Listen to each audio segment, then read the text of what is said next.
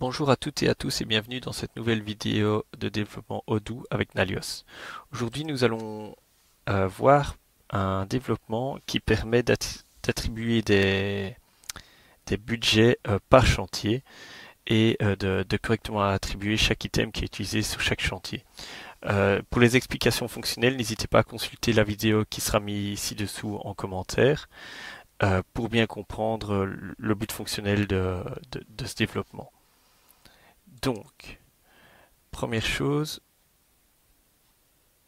on va réutiliser ce qu'on avait déjà utilisé dans les vidéos précédentes, c'est-à-dire la DB, hop,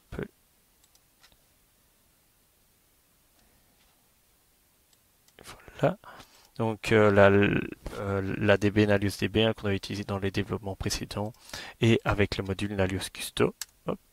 Donc on lance la DB, mais pour le moment on n'en va pas en avoir besoin. Et alors ici on a le code donc de Nalios ou Nalios Custo ou dans une vidéo précédente par exemple on avait caché des lignes de SO sur commande. Donc voilà. Donc si vous regardez la vidéo qui est en lien, vous verrez que la première demande, c'est quand on crée un projet, il faudrait qu'une location se crée, une localisation se crée, location en anglais, et qu'elle soit liée au projet. Donc la première chose qu'on va faire déjà, c'est dans nos depends ajouter tous les modules qui seront utiles pour ce développement. Alors, on aura besoin de stock, on aura besoin de project et on aura besoin de project account budget. Alors, ici, simplement ça, pour moi, c'est probablement pas utile parce que si on va dans project, on va dans le standard, hein, donc ici on est bien dans le standard, ici on est dans projet, ici on va dans projet account budget, donc c'est dans la version enterprise.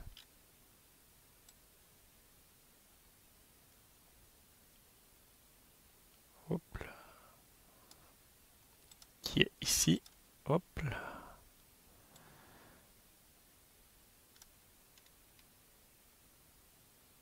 Project account. Si, donc ici on a notre premier et si on vient ici, on peut voir probablement que it depends de account budget et de project enterprise et donc automatiquement de project. Donc pour moi ici c'est pas spécialement utile de mettre project en plus, mais bon on va le laisser.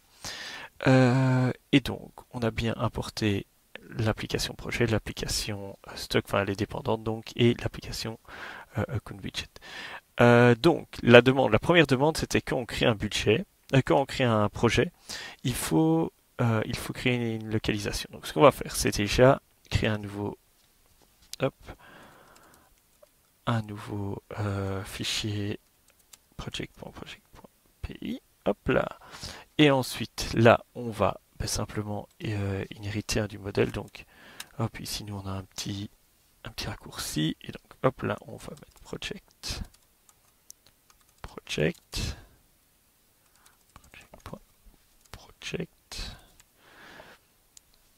Donc vous vous souvenez bien comment on fonctionnait pour inhériter. Et alors là, ici, on n'aura pas besoin ni de fields. AP ici, on en aura besoin, donc on va juste enlever fields. Et on va ensuite ajouter un create. Donc voilà, donc ici c'est simplement la fonction create, hein, comme on fait d'habitude, où on va hériter de la fonction de base et ensuite on va venir faire nos modifications ici. Alors, la première chose à faire, c'est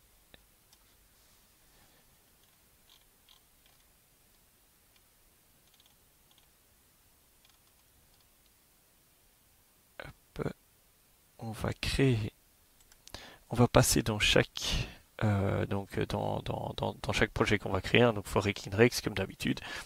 Et ce qu'on va faire, c'est simplement self.env, hop, .stock location.create. Et là, on va mettre les différentes informations. Donc le name, c'est le rec name. Hop, rec.name, virgule. Ensuite, location ID.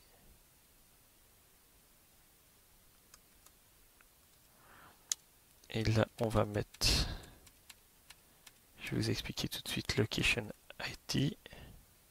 Ce qu'on va faire en fait pour la localisation, on va utiliser ici, on va faire une recherche sur un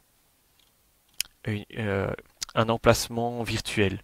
Donc ça c'est plus au niveau du fonctionnel pour qu'il y ait un endroit où ça se mette, mais que ce ne soit pas un endroit que ce soit un endroit prévu pour ça. Donc stock location, hop, on peut faire ça, on peut faire le search et là on va mettre is virtual product production location égale. Et donc on prend bien le virtual production location qui est en trou, on met une limite à 1, comme ça on est sûr qu'on n'en a qu'un seul, et ensuite on peut continuer. Donc sur la location ID de notre stock location, ben, on le relie à une location virtuelle. Okay.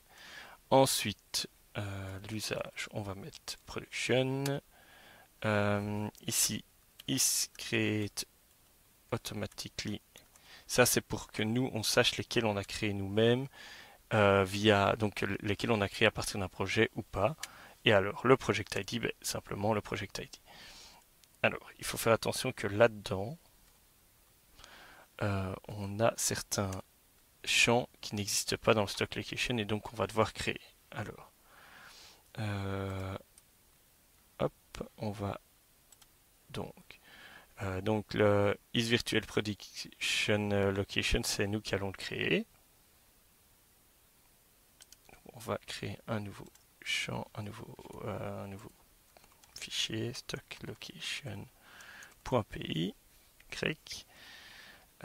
On fait attention de bien tout et initier, donc from.import stock location et from.import project et puis on les remet dans l'ordre. Project, count move, c'est l'order line et stock location, c'est parfait. Ensuite, on enregistre ça, on passe dans le stock location, donc on va refaire un modèle ici. Hop.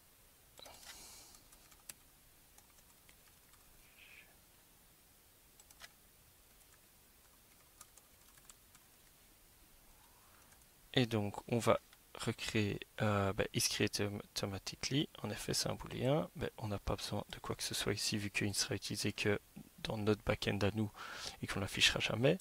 On doit aussi ajouter le isVirtual Production, hein, donc on vient d'utiliser ici. Hop, égal fields boolean. Mais là, on va mettre un string parce que celui-là, on devra l'afficher quelque part. Voilà, et ensuite le project ID qui est un many-to-one, et voilà. Donc là, on a ce qu'il faut. Qu'est-ce qu'on doit encore faire? Celui-ci, il faut qu'on puisse venir dire à Odoo, tiens, c'est cet emplacement-ci qui est virtuel. Donc, il faut qu'on crée une vue à ce niveau-là. Alors, hop.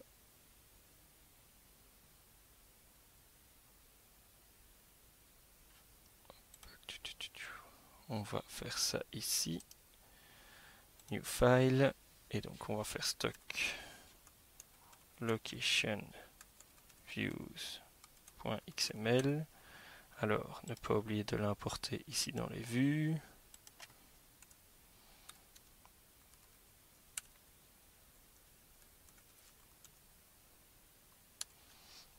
Voilà.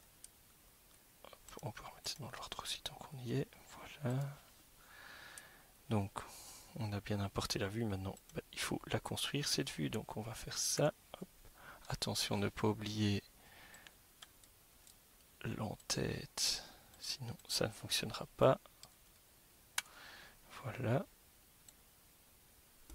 Hop. Ensuite, On referme tout ça et on va alors en fait la vue de base hein, c'est View Location Form. Donc ça je vous avais déjà montré plusieurs fois comment aller la rechercher. Hein. Vous allez sur l'endroit où vous souhaitez mettre votre champ et vous mettez en mode debug et vous analysez la vue form. Stock.location. On va laisser la priorité. Et alors, ça, on va le mettre dans le groupe additionnel info. Voilà, donc ça, je vais faire directement un copier-coller. Voilà, donc ce qu'on fait ici, on va chercher dans la vue, si on retourne dans cette vue-ci, hop, je vous montre vite. On prend celle qui n'a pas de parents. C'est pas celle-ci. Pas celle-ci non plus. Et c'est celle-ci. Et donc là, vous voyez ici Additional Information. Et donc nous, on va venir se mettre dans ce groupe pour dire si c'est une virtual location ou pas. Donc voilà. Ça, on n'en aura plus besoin. Donc ça, c'est fait, ça, c'est fait, ça, c'est fait. On crée le projet. Et attention, si on modifie le projet, donc ça pourrait arriver. Imaginons demain, vous modifiez le nom du projet.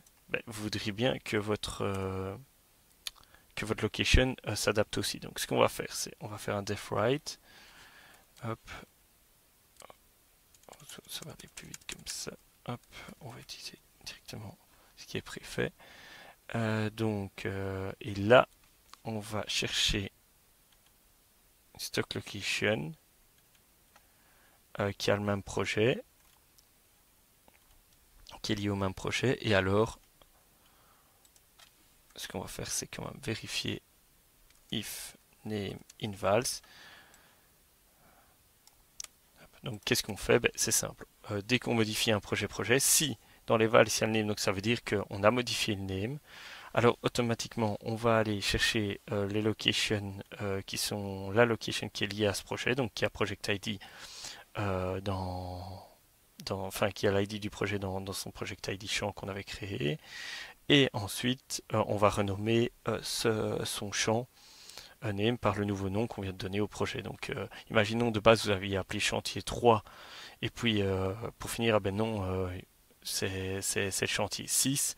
Mais quand vous allez venir mettre chantier 6 dans le projet, automatiquement, ça va aller se changer dans la location. Donc comme ça, on essaie de prendre un maximum de cas en compte. Alors, ce qu'on va faire maintenant, c'est on va faire un petit test, voir si tout fonctionne. Donc, on va relancer le module. Donc, comme vous voyez ici, on est bien, on l'update bien le alias custo. Hop, on relance et on voit si on n'a pas d'erreur. Donc, apparemment, tout va bien. Donc, maintenant, on va ouvrir hop, une nouvelle fenêtre. Localhost. Hop. Et on va faire donc la première partie du développement. D'abord, il faut qu'il y ait une location qui soit hop. Non, ça c'est les warehouse. Et on va chercher les locations et il faut peut-être les activer. Storage location. Hop, on les active. On va dans les locations save. Hop. Et donc là, normalement, si on va dans configuration, on aura location ici. Et donc ça, c'est ce qu'on vient de créer. Et nous, on a envie de dire que ça, ce sera notre virtual location. On le coche ici. Et comme ça, par rapport à notre développement, hein, donc comme on vous a montré, quand on va créer un projet, automatiquement, ça va venir ça aura cette location là comme parent, quoi. Donc voilà, maintenant on peut faire notre test. On va créer un projet, on va créer un nouveau projet qu'on va appeler chantier 3 comme Louis l'avait fait dans la vidéo précédente. On crée le projet, hop, fondation par exemple. On enregistre et alors on va voir si dans nos locations maintenant on a bien créé un location. On a bien créé un fondation, ça n'a pas l'air d'avoir été créé. Alors pourquoi on devrait avoir créé un stock location et ici imaginons ça ne fonctionne pas et on ne sait pas pourquoi. Première chose à vérifier, c'est aller voir si dans les init on a bien mis le projet. Donc ça oui, il passe normalement dedans, il est bien dans les init. Et alors vérifier que dans le init on a bien le modèle, donc ça c'est bon. Ok. Alors on voit qu'on fait une création d'un chantier 3 et on ne voit pas qu'il arrive, c'est parce qu'on s'est mis en internal, je parie. Et voilà, en effet, c'est parce qu'il y avait un filtre internal et donc il est bel et bien créé. Donc c'était du fonctionnel pour le voir. Donc on voit bien le chantier 3. Donc ça, la première demande, elle est faite. C'est de pouvoir créer une location quand on crée un projet. Ensuite, la deuxième demande, on essaiera de allouer un poste budgétaire sur les opérations détaillées. Et il faudra que quand on valide un transfert, alors si le transfert va vers une destination de projet, le chantier 3 dans la vidéo d'exemple et le chantier 3 ici, alors il faudra créer une account analytic line par rapport au pour avoir un poste budgétaire. Donc ici pour que dans le budget on soit bon. Ça je vous propose de le voir dans une prochaine vidéo. Merci de votre attention et à tout de suite pour la prochaine vidéo.